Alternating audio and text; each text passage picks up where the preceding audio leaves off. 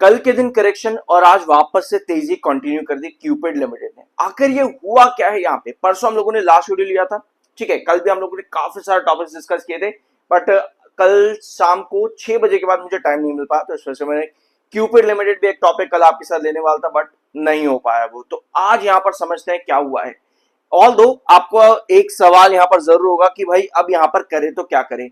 इस सवाल का जवाब हम लोगों ने परसों के दिन डिस्कस किया था कि अगर आपको अच्छा खासा प्रॉफिट ऑलरेडी हो चुका है और करेक्शन के बीच में आपको लगता है कि पैनिक वाली सिचुएशन कहीं क्रिएट ना हो, तो थोड़ा बहुत हल्का फुल्का, बाकी आपकी मर्जी, हल्का फुल्का भैया प्रॉफिट बुक करना चाहिए।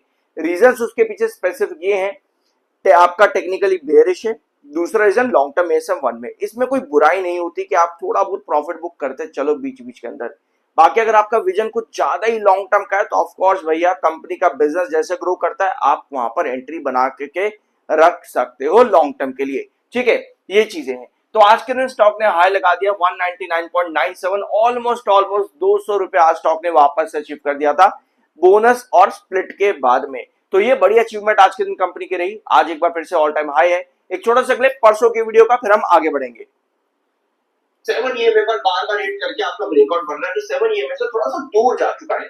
मुझे पर्सनली लगता है कि यहाँ पर थोड़ी बहुत सेलिंग आपको कहीं ना कहीं देखने को मिल सकती है।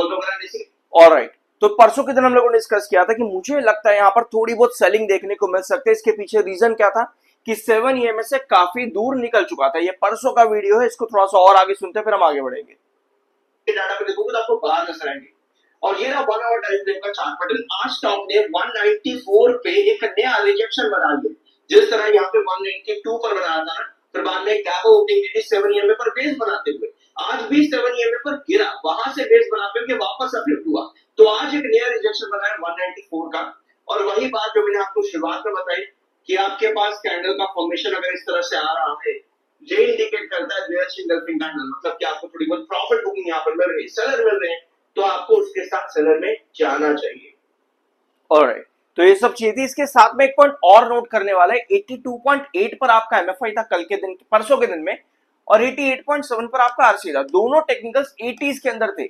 अब आपको एक चीज याद आ रही है, क्यूपिड लिमिटेड में आज से 2 हफ्ते पहले भी आपको एक छोटी सी करेक्शन देखने को मिली थी, एग्जैक्टली कल के सेशन की तरह। एक बार चार्ट पर आओ, यहाँ पे ये करेक्शन दिख रही है आपको।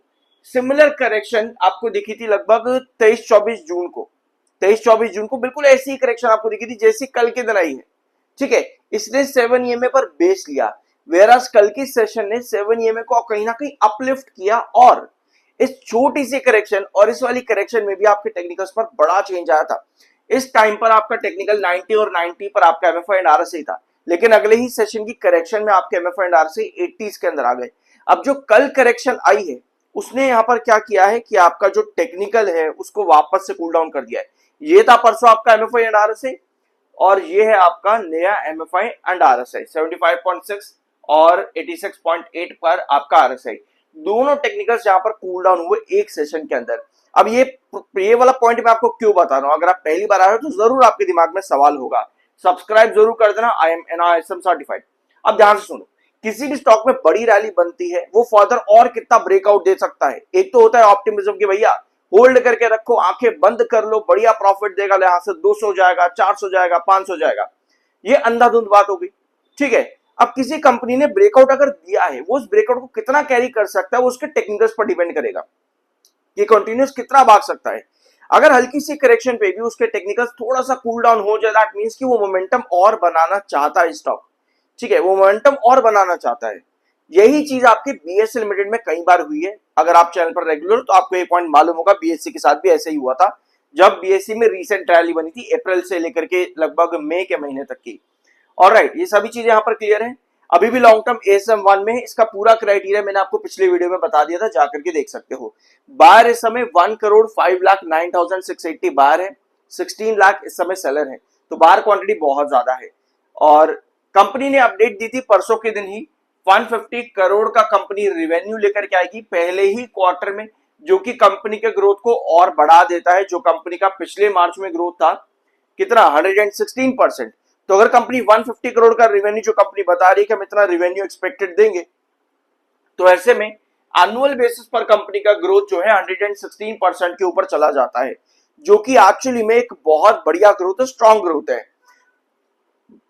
और यही चीज चाहिए होती है। देखो, किसी भी कंपनी में आपको लॉन्ग टर्म के लिए बनना है ना, आपको ये चीज जरूर चाहिए होती है, आप इसको अवॉइड नहीं कर सकते। कंपनी का ग्रोथ हर क्वार्टर में आपका बढ़ना जरूरी है। अब आप कहोगे हर क्वार्टर में नहीं बढ़ सकता, बिल्कुल नहीं बढ़ सकता, लेकिन ग्रोथ जो है वो एनुअल बेसिस पर कैलकुलेट होता है।